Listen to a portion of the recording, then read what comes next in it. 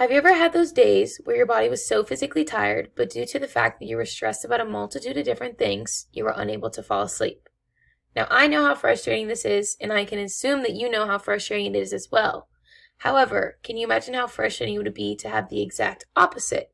We are constantly falling asleep despite the fact that you do have things that you're stressed about and need to focus on.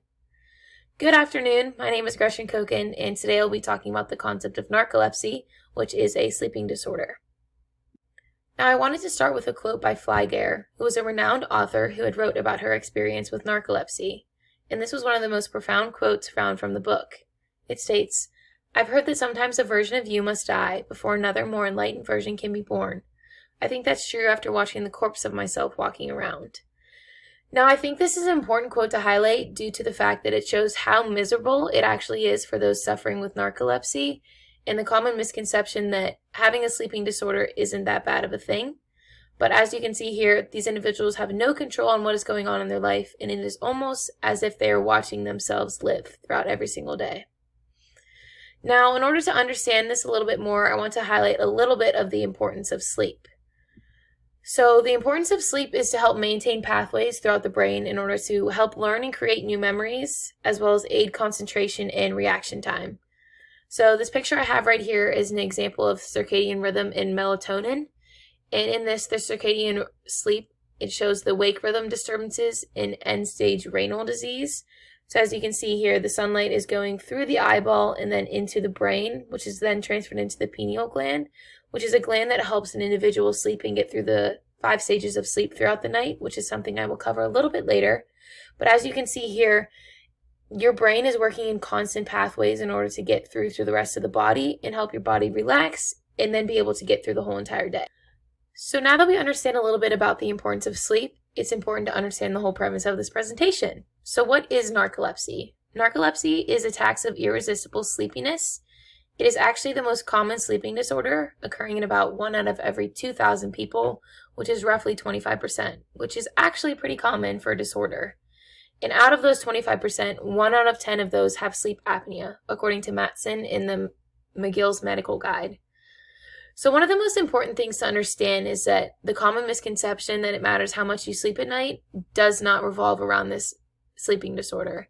So you could be sleeping 12 hours a night and you would still have constant, brief, and repetitive sleep attacks throughout the day.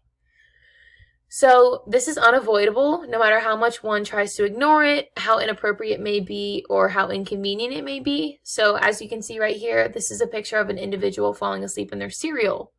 Now, I personally know that I like to eat my cereal as opposed to falling asleep in it. So this goes to show how inconvenient it can be throughout the day. The attacks can occur up to 200 times a day, and they can last about 1 to every 30 minutes. And most of the time, the individual won't remember the extended period of time that occurs during this sleep attack. Another important thing to understand is that individuals will have constant eye fatigue, difficulty focusing, as well as double vision. There are also 2 types, which is dictated whether they have cataplexy or not. And cataplexy will be talked about in the next slide. But first, I wanted to talk about this picture right here a little bit. So as you can see, this is a normal brain scan. And then this would be a scan of the individual going through a sleep attack. So as you can see, there's these little pathways in the middle here that are where your neurons are ceasing fire, which causes the individual to have a sleep attack because those parts of the brain aren't working anymore. And as you can see in this up here, this is what a normal brain is supposed to look like, and the pathway isn't as big, as well as there's more blue spots, which shows neural activity. But in this one, you can see that there's roughly 0 neural activity occurring. So as I mentioned a little bit ago, cataplexy usually occurs 1 year after the onset of narcolepsy being diagnosed, and it is roughly 70% of those individuals who are diagnosed.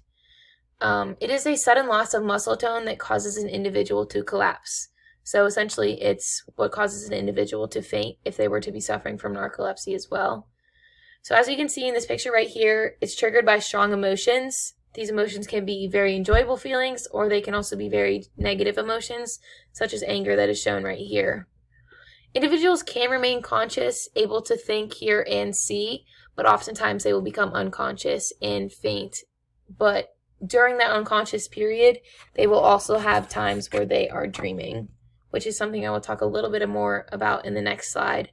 But as previously mentioned, type 1 narcolepsy is when individuals do have cataplexy, while type 2 is when they do not, as their symptoms are a little bit less severe and they have normal levels of the hypocretin cells, which is what the cause is, but that is not what we are at yet. And I just wanted to highlight this picture a little bit.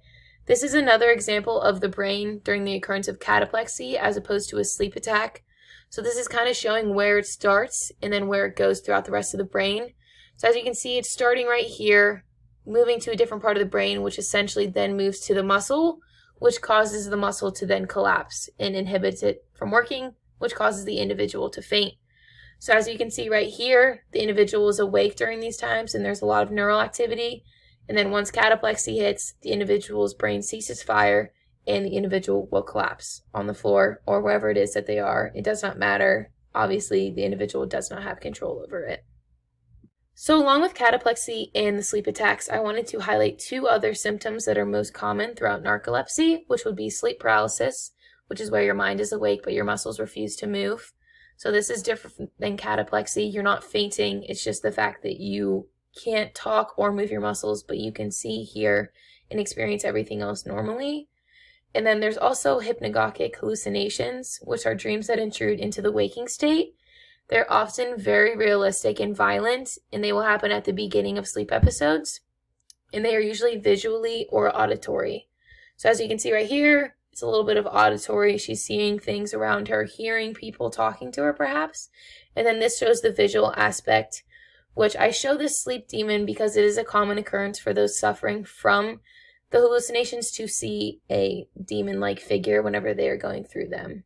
So that is just something common to understand.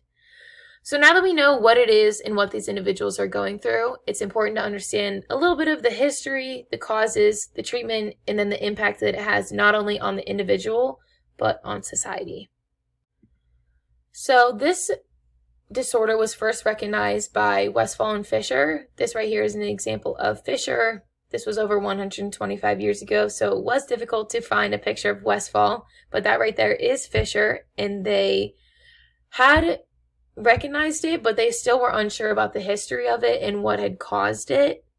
And then Galenius is the individual who had recognized the disorder as a special clinical entity in 1880. So this is when it first jump-started and started to get recognition for those going through it.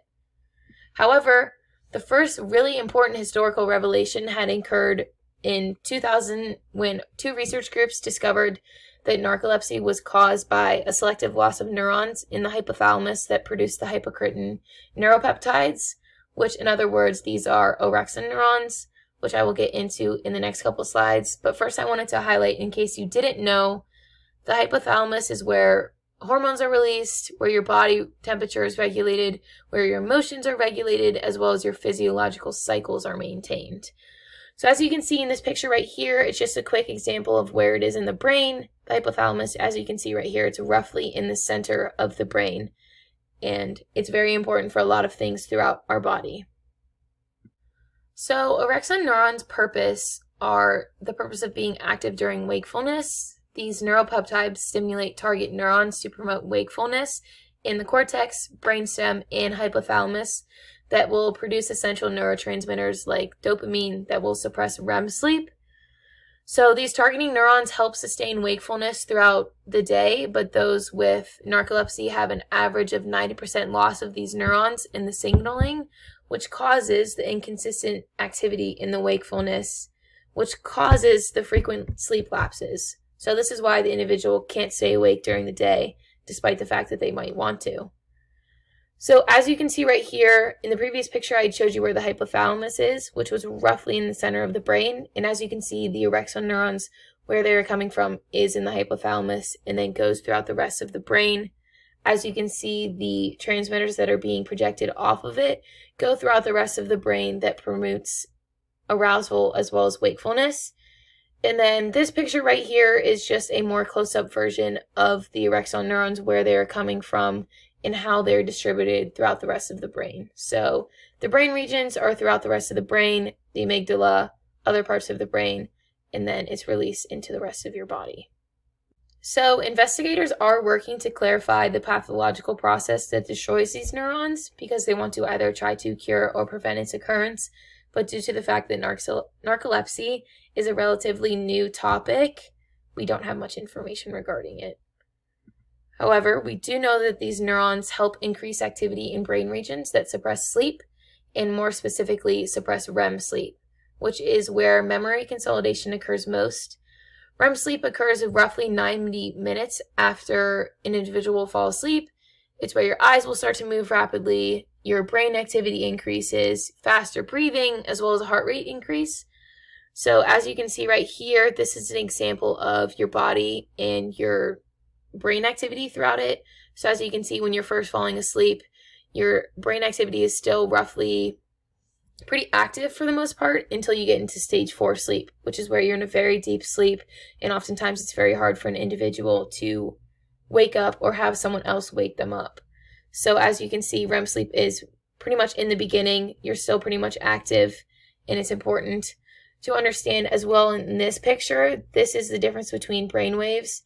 So this is what a normal individual's brain waves would look like who doesn't suffer from narcolepsy, and then this is where an individual who does suffer from narcolepsy will look like.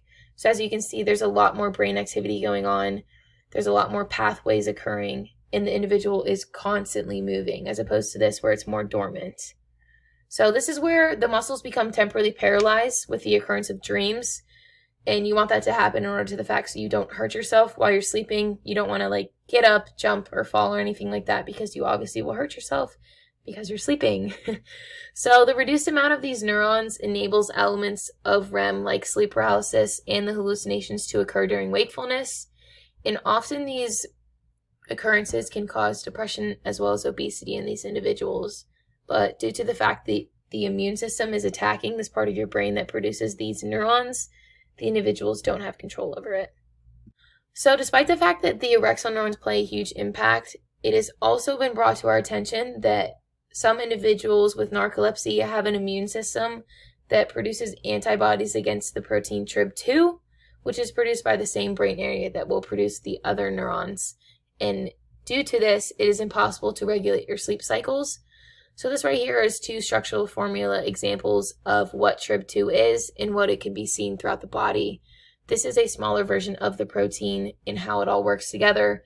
And then this is the big version of the protein and how it is all combined throughout the body.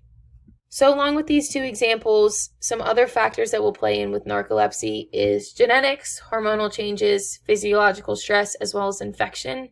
So as you can see right here, this has to do with your genetics, this has to do with infection, and then these are just some examples of how your body will respond to stress. The stress is complex, so it's just examples of how people's bodies play differently into the role of stress. More research is needed to confirm what the role these play and if they do actually play a role, or is it just coincidental. But as I had mentioned, narcolepsy is a relatively new topic. So now that we understand the cause of narcolepsy, I wanted to highlight a little bit about the causes of cataplexy, which is where the majority of the brainstem reticular formation cells will abruptly cease discharge, which, in simpler terms, a small subpopulations of cells localized in your brain are responsible for the muscle tone suppression cells being active. So as you can see right here, this is just multiple scans of the brain, and in this, the medullary region is really right about here. So this is where these cells would be located that causes the individual to collapse. So GABA and glycine are released into motor neurons that will cause activities, but most of the reticular neurons that are linked to movement are inactivated, which causes the individual to lose their muscle tone and thus collapse.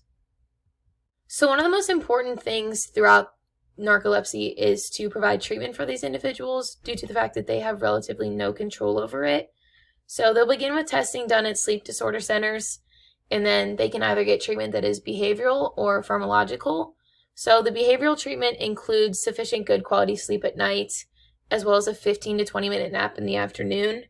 I had mentioned that it does not matter how much sleep they get throughout the night, so this is still something important to understand, but this does help show and play a role into the fact that they have less sleep attacks. However, more research is still needed for this. And they can also work with psychologists to change their behavioral patterns through therapy. these psychologists often are one of the most main people who are studying and researching these sleep disorders. So as you can see right here, this is just a picture of someone